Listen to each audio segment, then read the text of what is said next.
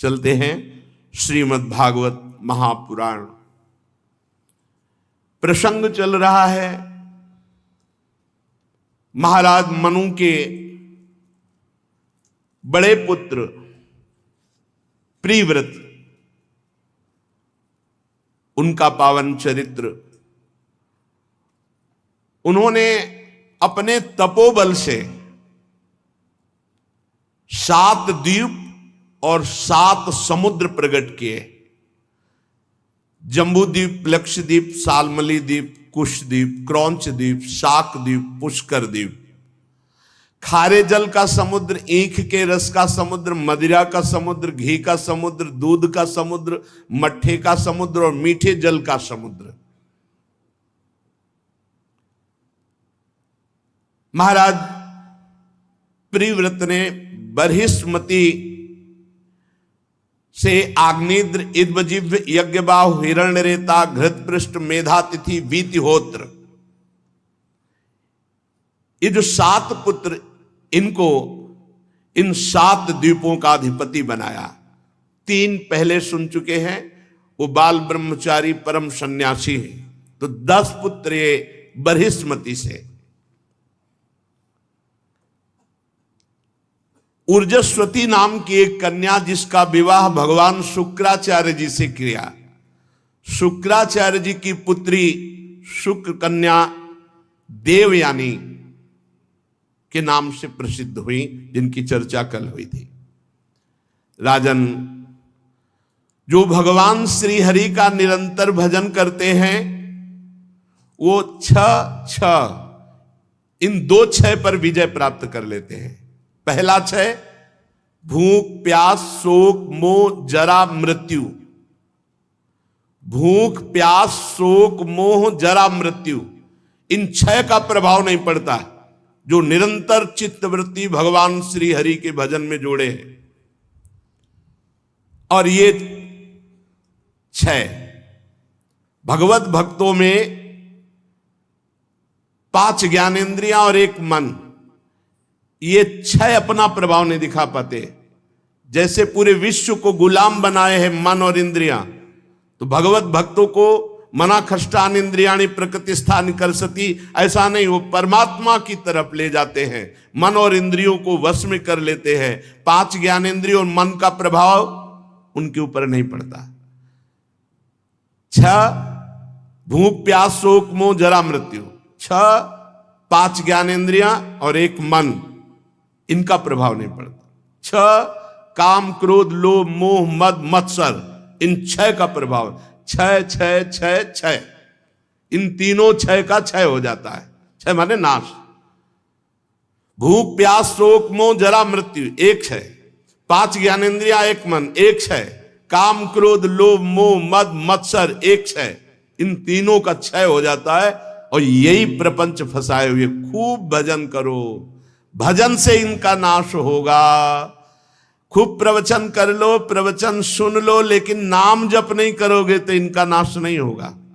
भजन से बहुत बल। भगवत भक्तों में ऐसा होना कोई आश्चर्य की बात नहीं, क्योंकि सर्व सामर्थ्यशाली भगवान का नाम जपो करते हैं। अगर कोई नीच से नीच पुरुष भी हो, पापी से पापी भी पुरुष हो, और वो भगवान का नाम उच्चारण कर ले, यहां तो लिखा है एक बार उच्चारण कर ले तो नरक नहीं जाएगा। रजिस्टर में एक बार लिखा है कि पूरे जीवन में पापाचरण किया, एक बार बोला राधा, एक बार बोला कृष्ण, एक बार बोला हरि, तो भारी पड़ जाएगा यमराज जी को हिसाब करना। नीच से नीच पुरुष भी भगवान के नाम का केवल एक बार, ओहो, विदूर विगता सकृदा ददीति यन्नामधेय मधुना सजहाति बंधम। सकृदा एक बार, यन्नामधेय मधुना सजहाति बंधम, वो समस्त बंधनों से मुक्त कर दिया जाएगा। एक बार नाम, ऐसे नाम को हम बार बार रटे। अतुलनीय बल पराक्रम से युक्त महाराज प्रिव्रत एक बार देखा कि परम करुणामय भगवान देवर्षि नारद जी पधारे। नारद जी के चरणों की पूजा की और शरण में जाकर बैठ गए, और बैठते ही बड़ा मन अशांत हो गया प्रिव्रत जी का। ये वही प्रिव्रत हैं जो आत्मबोध प्राप्त महापुरुष, जिनके लिए ब्रह्मा जी आकर आदेश किए कि गृहस्थाश्रम में जाओ, जिनके लिए प्रश्न करते हैं परीक्षित जी कि महाराज आत्मबोध प्राप्त महापुरुष गृहस्थाश्रम में कैसे रम गया। वही आज जब इतना सब कुछ हो गया, देवर्षि नारद जी के पास बैठ करके कहा, प्रभु मेरा मन अशांत हो गया है, अब मेरा मन भाग रहा है विरक्ति की तरफ। ये बड़े आश्चर्य की बात है। अहो जो शब्द लिखा है, अहो कितना बुरा ये माया का प्रपंच है।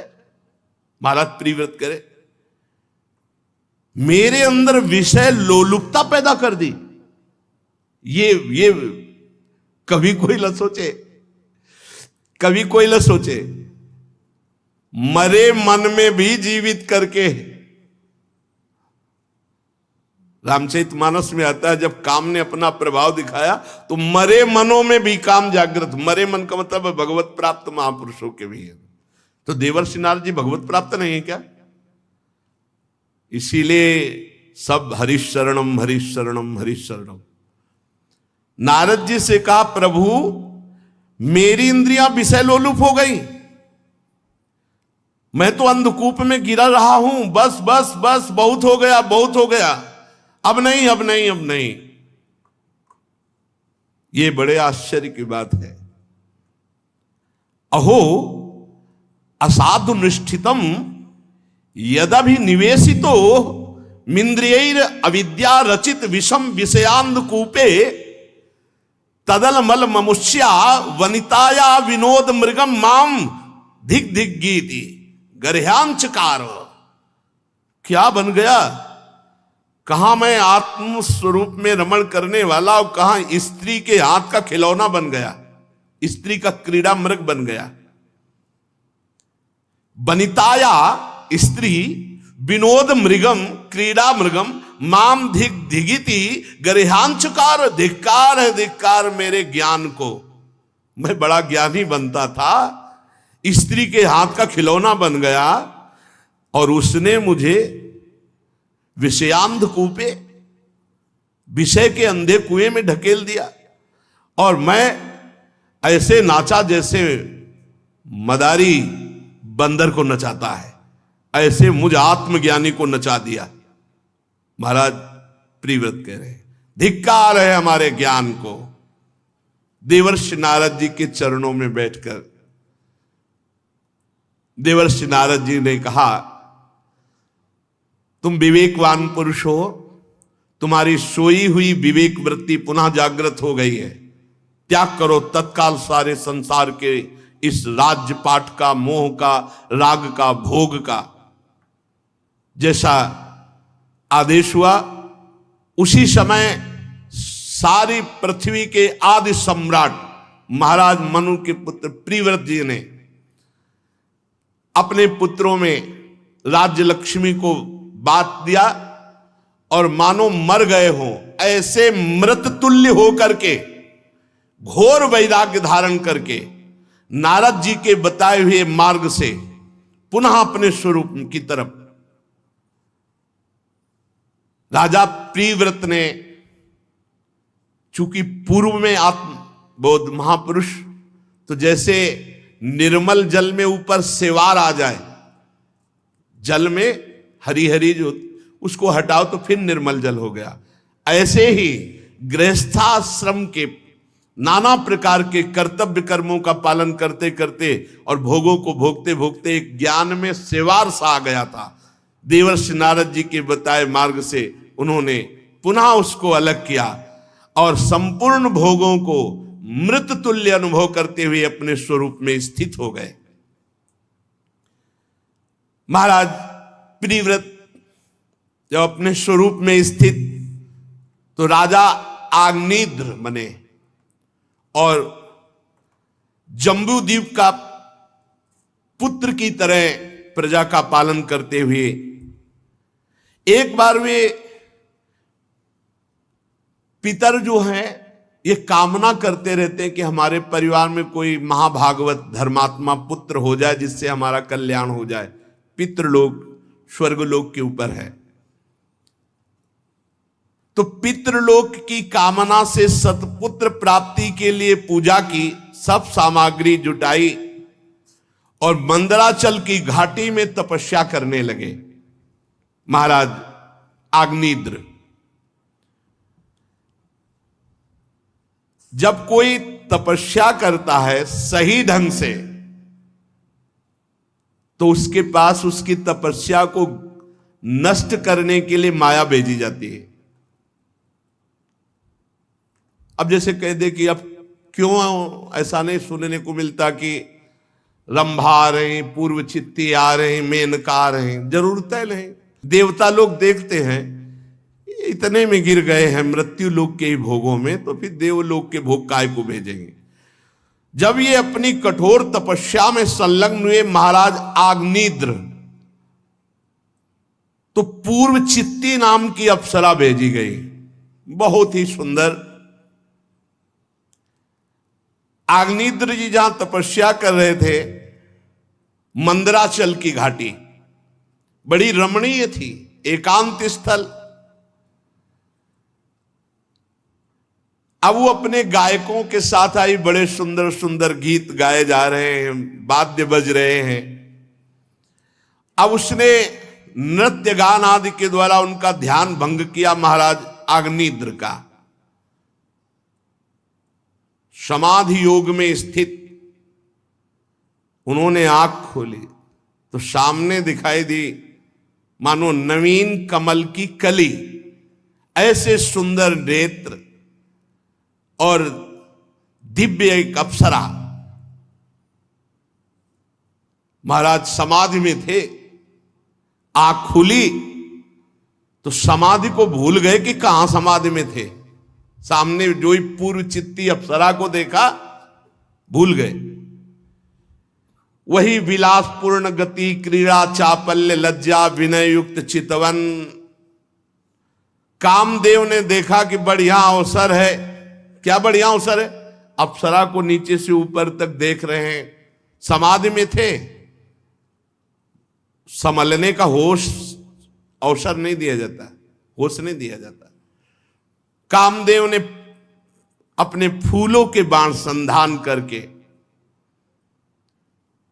अब तो महाराज ने इशारा किया, डरो मत, दूर क्यों, नजदीक आ जाओ।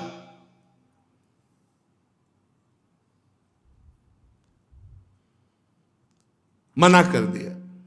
आयु उन्हीं के लिए है, जब मना होता है तब और आसक्ति प्रबल होती। उठ खड़े हुए और इतने आसक्त चित्त एक दृष्टि में हो गए कि उन्होंने कहा, का त्वम चिकीर्षसि च किम मुनिवर शैले मायासिका भगवत पर देवताया विज्ञे बिभर्षि धनुषी सुहृदात मनोर्थे किम वा मृगान मृगय से विपिने प्रमत्तान। मुनिवर तुम कौन हो? उनको लगा कि ये कोई ऋषि है आए हुए। तुम हमारे इस तपोस्थली में क्या करना चाहते हो? नहीं नहीं, तुम मुनि तो नहीं हो, तुम कहीं हमारे भगवत पर देवताया मायासिकापि, परम देवता मेरे भगवान श्री हरि की कोई माया तो नहीं हो? अच्छा, ये तुमने जो भौहों की कमान चढ़ाकर और नेत्रों के बाण हमें लगता है तुम हमारा शिकार करने तो नहीं आए हो। ये तुम्हारे 2 बाण पहने पहने मेरे हृदय में लग रहे हैं, इसका मतलब तुम शिकार करने आए हो हमारा। वैसे तो सराहनीय पराक्रम है आपका, अभी आपने कुछ कहा नहीं लेकिन मैं घायल हो चुका हूं। कौन हो तुम? मैं तुम्हारी स्तुति करता हूं, तुम हमसे बात करो। फिर भी वो नहीं बोली। तो बोले ब्रह्मन, ये तुम्हारे चरण और चरणों में ये जो आवाज आ रही है नूपुरों की, ये तो ऐसा लग रहा है कि जैसे कोई पक्षी कलरव कर रहा हो। फिर पूरे अंग प्रत्यंगों का वर्णन करते हैं और कहा प्रभु, अब प्रभु को भूल गए, प्रभु हमारा चित्त क्षुब्ध हो रहा है, तुम्हारे शरीर से बड़ी सुगंध आ रही है, तुम कौन सा भोजन करते हो? हमें लगता है कि तुम केवल घी या हवन सामग्री, क्योंकि ऐसी सुगंध आ रही है, तो तुम कोई भगवान की कला तो नहीं हो। ये मेरा मन मथता चला जा रहा है। और ये अनुचर कौन है तुम्हारे साथ? श्री सुखदेव जी कहते हैं, महान तपस्वी आग्नेत्र जी जब ऐसी प्रार्थना कर रहे थे तो उस अप्सरा ने उसी समय उनसे संभाषण किया और धीरे धीरे बात करते करते महाराज को अपने अधीन कर लिया और कई हजार वर्ष तक उनको सुध नहीं आने दी। कई हजार वर्ष तक उनके गर्भ से नाभि, किमपुरुष, हरिवर्ष, इलाव्रत, रम्यक, हिरण्यम, कुरु, भद्रास, केतुमाल 9 महान पुत्र उत्पन्न हुए महाराज अग्निद्र से, इस अप्सरा से। इस प्रकार 9 वर्ष में प्रतिवर्ष एक एक के क्रम से 9 पुत्र उत्पन्न किए, कई हजार वर्ष तक संग्रह। फिर अचानक अंतर्ध्यान हो गई पूर्व चित्ती जो अप्सरा थी और ब्रह्मा जी के पास जाकर के कि जो आज्ञा थी वो कार्य हो गया। महाराज नए स्वर्ग की रचना कर रहे थे विश्वामित्र जी, मेनका जी, इनको लगाव नहीं होता, आसक्ति नहीं होती इनके हृदय में किसी के प्रति प्रेम नहीं होता। ये केवल आज्ञा का पालन करने आते हैं, उतना ही केवल जितना आज्ञा है। अब जो ही शकुंतला प्रकट हुई, तप नष्ट हुआ, अभी विश्वामित्र जी समझ भी नहीं पाए थे, अंतर्ध्यान हो गई। भगवान की विचित्र माया। ब्रह्मा जी की सेवा में जाकर उपस्थित होकर का काम हो गया। बहुत सावधान, यदि भगवत प्राप्ति करनी है, भजन करनी है, तो ये जो महापुरुष जन आज प्रथम श्लोक की जो व्याख्या हुई उसको जीवन में धारण कर ले। नयु प्रेक्ष, देखना नहीं, ना संभाषण करना है, ना हमको उस विषय का चिंतन करना है। अगर इसी जन्म में भगवत प्राप्ति करनी तो थोड़ा सा अपने आप को संभालिए। अगर थोड़ी भी छूट दे दी इंद्रियों की तो बहुत रपटते चले जाओगे। आग्नेत्र जी ने जब देखा कि अप्सरा अंतर्ध्यान, अब कुछ अच्छा नहीं लगा, तब फिर वही तपस्या याद आई। तो जो 9 पुत्र हुए उनको जम्बू द्वीप के 9 विभाग करके अलग अलग राजा बना दिया और आप वही फिर समाधि में पहुंच गए।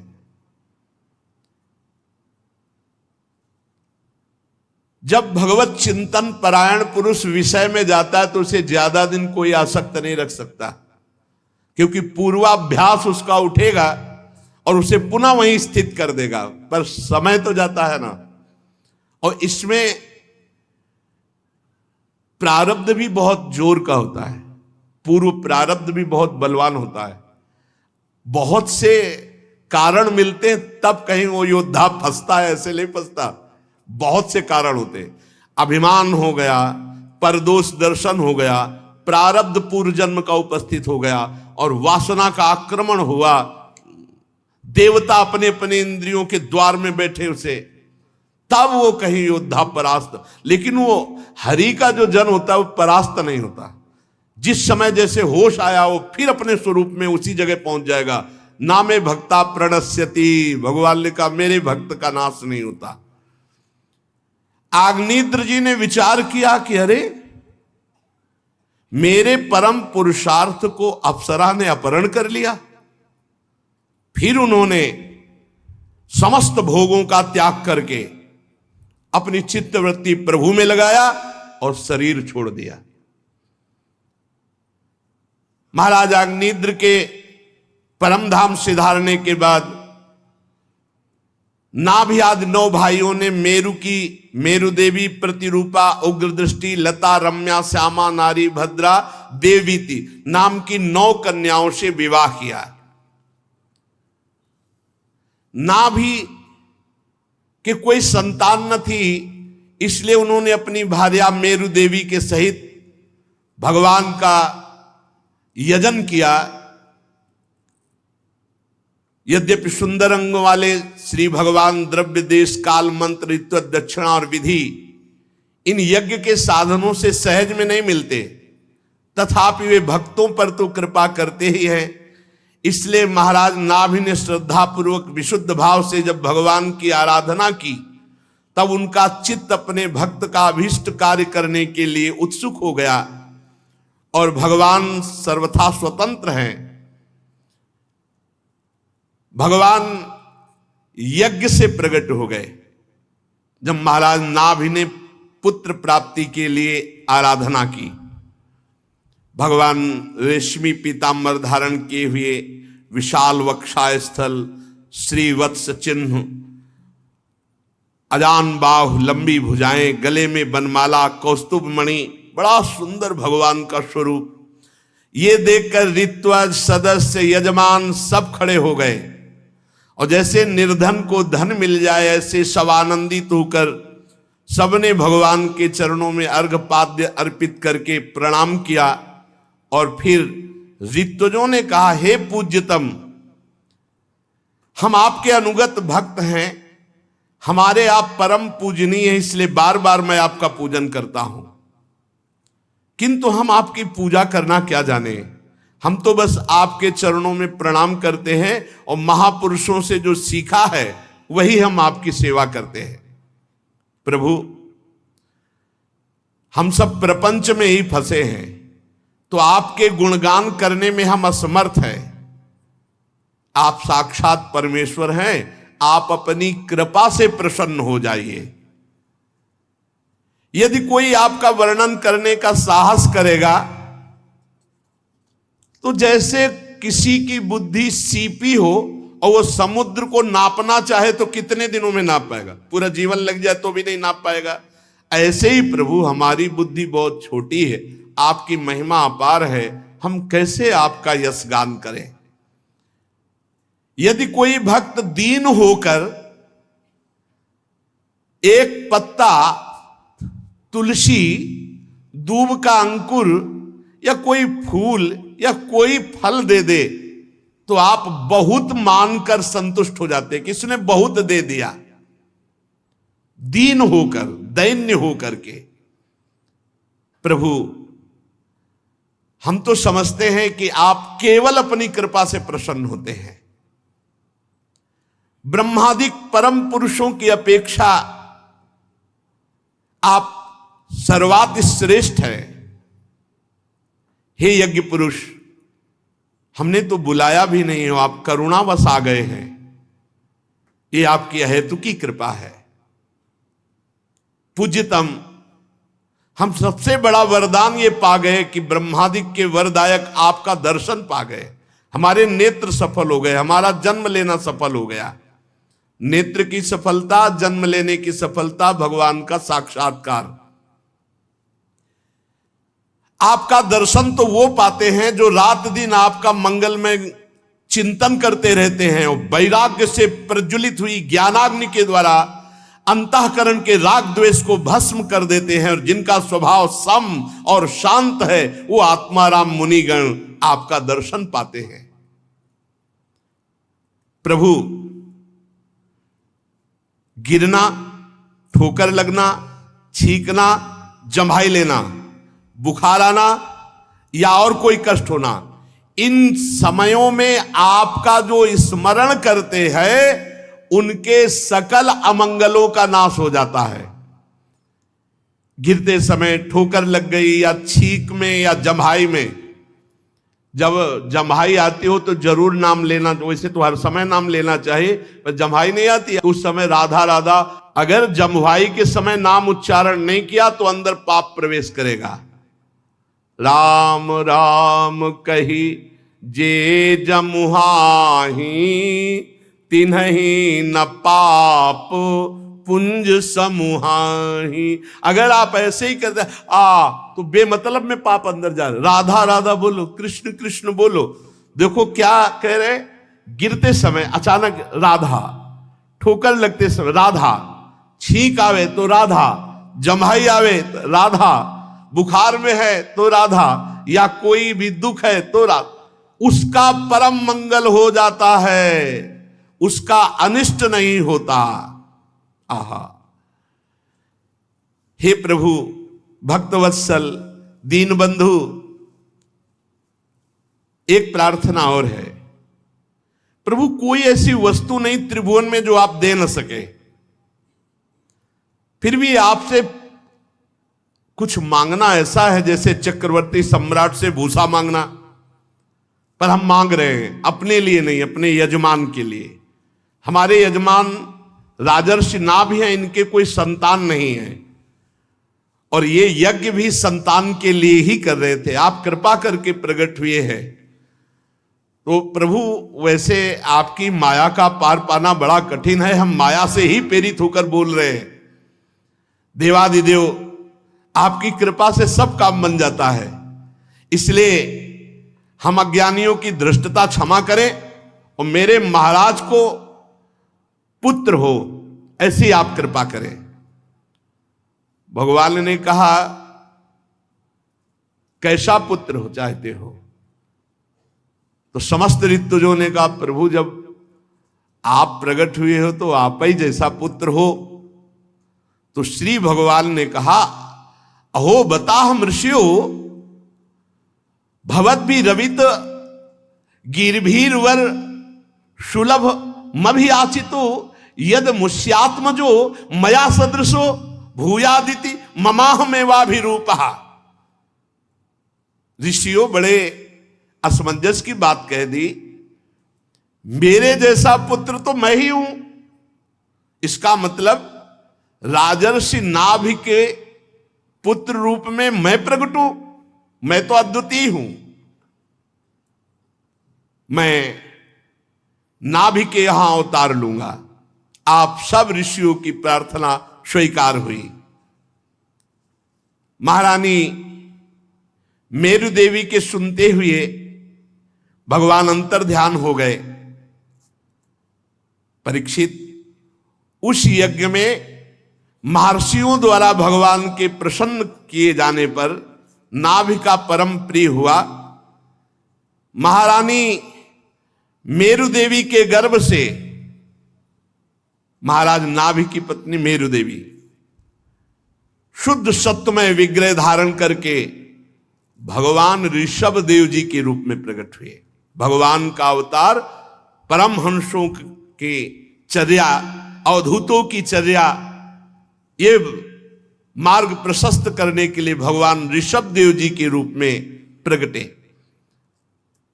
जे ही जन्म भगवान ने लिया, वज्र अंकुश आदि चिन्ह चरणों में बने हुए थे। समता, शांति, वैराग्य, ऐश्वर्य, महाविभूतियां, ये सब भगवान में विराजमान। राजा, मंत्री, प्रजा, ऋषि, ये सब प्रसन्न हो गए देख करके। ऐसा तेज, ऐसा ऐश्वर्य, यश, पराक्रम, प्रबलता कि ऋषियों ने नाम रखा ऋषभ। ऋषभ माने श्रेष्ठ, जिसे कोई परास्त न कर सके, ऋषभ। भगवान का नाम हुआ ऋषभ देव। नाभिनंदन के रूप में भगवान ऋषभ देव जी प्रकट हुए, साक्षात श्री हरि। अभी ये कुछ ही समय के थे कि इंद्र ने वर्षा बंद कर दी, तो उन्होंने पिताजी से कहा आप चिंता मत कीजिए, और अपनी योग माया से इस भारतवर्ष का नाम पहले अजनाब वर्ष था, अजनाब वर्ष, खूब वर्षा करवाई, पूरी प्रजा को सुखी देखकर नाभ जी बड़े प्रसन्न हुए कि हमें महायोग पति भगवान श्री हरि पुत्र रूप में प्राप्त हुए हैं। खूब लालन पालन किया। उनके सौभाग्य का क्या वर्णन, जिनके भगवान पुत्र बने हों। जब और थोड़ा सयाने हुए भगवान ऋषभ देव जी, तो देखा संपूर्ण प्रजा स्वाभाविक भगवान ऋषभ देव जी से प्रेम करती है। तो राज्य अभिषिक्त चक्रवर्ती सम्राट पद पर ऋषभ देव जी को, और हाथ जोड़कर प्रार्थना की कि प्रभु हमारा काम हो गया, और अपनी पत्नी मेरु देवी को लेकर बद्रिका आश्रम गए, और वहां ये पहले समाधि में थे, अब फिर समाधि में। यही देखो शास्त्र देखो, पहले भगवत चिंतन परायण, फिर माया में गृहस्थी धर्म में, फिर भगवत चिंतन परायण, पत्नी सहित बद्रिका आश्रम, वहां जाकर के भगवत समाधि में स्थित हो गए और अपने शरीर का त्याग कर दिया। भगवान श्री हरि के रूप में नर नारायण की आराधना करते हुए उन्हीं के स्वरूप में लीन हो गए। इनके सौभाग्य का वर्णन कौन कर सकता है, जिनके पुत्र रूप में भगवान श्री हरि ऋषभ देव जी के रूप में प्रकट हुए। भगवान ऋषभ देव जी इस अजनाब वर्ष, ये जो अजनाब आज भारत वर्ष कहा जाता है, इसका नाम पूर्व में अजनाब खंड, अजनाब वर्ष, गुरु वरण किया, गुरुकुल का सेवन किया, फिर गुरुदेव से शिक्षा प्राप्त करके गुरु दक्षिणा दी। ये पूर्व में विधान था गुरु दक्षिणा देने का। अगर गुरु दक्षिणा नहीं दी गई तो उसकी शिक्षा दीक्षा पूर्ण नहीं मानी जाती। पूर्ण तभी मानी जाती थी जब गुरु दक्षिणा या गुरु कह दे कि हमें नहीं चाहिए, नहीं तो गुरु के मांगे हुए के अनुसार। ऐसा महाभारत में कई जगह पाया गया कि जाओ तुम गुरु माता से पूछ लो क्या गुरु दक्षिणा। गुरुदेव को यथोचित गुरु दक्षिणा देकर गृहस्थाश्रम में प्रवेश करने की आज्ञा ली। पहले गुरुकुलवास, गुरु शिक्षा दीक्षा, फिर गुरु दक्षिणा देना, फिर गुरु गृहस्थाश्रम में गुरु आज्ञा से प्रवेश। फिर देवराज इंद्र की कन्या जयंती से भगवान ऋषभ देव जी का विवाह हुआ। श्रौत स्मार्त दोनों प्रकार के शास्त्रोपदिष्ट कर्मों का आचरण करते हुए जयंती से अपने समान गुण वाले 100 पुत्र उत्पन्न किए। उन 100 पुत्रों में सबसे बड़े पुत्र थे महायोगी भरत जी, जो कई बार उदाहरण में आते रहते हैं, जड़ भरत रूप में या भरत रूप में। सबसे अधिक गुणवान और महिमाशाली भरत जी बड़े पुत्र थे। उन्हीं के नाम से इस अजनाब खंड का नाम भारतवर्ष हुआ, महायोगी भरत जी के नाम से। उनसे छोटे थे कुशावर्त, इलावर्त, ब्रह्मावर्त, मलय, केतु, भद्रसेन, इंद्रस्प्रक, विदर्भ और कीकट। ये 9 राजकुमार शेष 90 भाइयों से बड़े एवं श्रेष्ठ थे। इनसे जो छोटे थे वो बहुत बड़े योगीश्वर हुए। 9 कवि, हरि, अंतरिक्ष, प्रबुद्ध, पिप्पलायन, आविर्होत्र, द्रुमिल, चमस, करभाजन। ये भागवत धर्म से युक्त महायोगी परमहंस सन्यासी, जो आगे 11 स्कंद में इनके उपदेश सुनने को मिलेंगे। इनसे छोटे जो 81 पुत्र थे, पिता की आज्ञा पालन करने वाले, अति विनीत महान वेदज्ञ, निरंतर यज्ञ करने वाले, ये ब्राह्मण रूप होकर पुण्य कर्मों का, यज्ञों का अनुष्ठान करने वाले हुए। बड़े भरत जी, उनसे 9 ये जो कुशावर्त, इलावर्त, ब्रह्मावर्त, मलय, केतु, भद्रसेन, इंद्रस्प्रक, विदर्भ, कीकट 90 हो गए। उनसे 9 कवि जी, हरि जी, अंतरिक्ष जी, प्रबुद्ध जी, पिप्पलायन जी, आविर्होत्र जी, द्रुमिल जी, चमस जी, करभाजन जी। फिर उनसे छोटे 81 जो है ये अपनी महिमा से युक्त ब्राह्मण हो गए। ये निरंतर यज्ञ और भगवान की आराधना में मगन रहने वाले हुए। भगवान ऋषभ देव जी सर्वतंत्र स्वतंत्र परमात्मा हैं। उनको कोई माया या कोई प्रपंच या गृहस्थी थोड़ी फंसा सकती है। शम, शांत, सुहृद, कारुणिक, धर्म, अर्थ, यश, संतान, भोग, सुख, मोक्ष, सुख, ये सब साधक के लिए हैं। भगवान तो परमात्मा स्वरूप हैं। फिर भी उन्होंने गृहस्थ में रहकर कैसे महापुरुष गृहस्थ का सेवन करते हैं दिखाया। भगवान सब कुछ जानते हुए भी जो ब्रह्म ऋषि जन उनकी आज्ञा के अनुसार चलते हैं, जैसी वो विधान बताते हैं वैसे ही भगवान करते ऋषभ देव जी। द्रव्य, देश, काल, आयु, श्रद्धा, ऋत्व सब उन्हीं से है, पर जैसा आदेश ब्रह्म ऋषि जन करते वैसा स्वयं भगवान करते। ये आचरण है। वैसे भी रामावतार, कृष्णावतार सब में देखो भगवान गुरुजनों के चरणों का आश्रय लेते, उनकी आज्ञा के अनुसार चलते हैं। भगवान ऋषभ देव जी अपनी प्रजा को पुत्रवत सुख प्रदान कर दे और सबको ये बताते कि आकाश कुसुम के समान संसार है। जैसे आकाश में फूल आदि दिखाई दे, बने हुए बादल के चित्र दिखाई दे, वो सब एक हवा में नष्ट हो जाने वाले हैं। ऐसे ये मायाकृत संसार काल के द्वारा नष्ट हो जाने वाला है। इसलिए प्रजा को समझाते कि कोई भी एक क्षण भी भगवान की आराधना किए बिना व्यर्थ मत जाने दो। ये संसार के सुख केवल दिखावटी, इनमें सत्य नहीं है। भगवान ऋषभ देव जी ने एक दिन अपनी पूरी प्रजा को बुलाया, अपने पुत्रों को बुलाया और उपदेश किए। शुभ उपदेश आगे। श्री राधा वल्लभ लाल की जय।